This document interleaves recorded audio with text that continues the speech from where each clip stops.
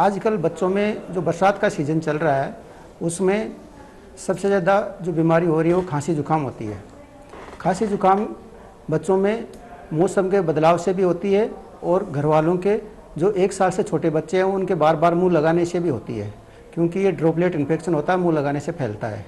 और ये खांसी जुकाम है, ये थोड़े दिन बाद में अगर इलाज ना लिया जाए तो ये निमोनिया में बदल सकता है। इसलिए जैसे ही खांसी जुकाम होए बच्चे को तुरंत हॉस्पिटल दिखाया जाए।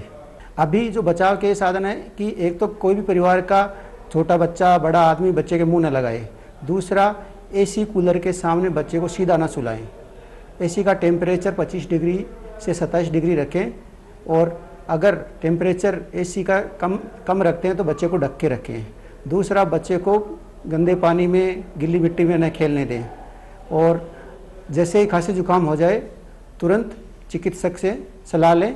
3 महीने से छोटे बच्चे को अगर खांसी जुकाम होता है तो उसकी तबीयत ज़्यादा सीरियस हो सकती है, तो उसको तुरंत इधर उधर से दवाई दिलवाने के बजाय शिशु रोग विशेषज्ञ से सलाह लें।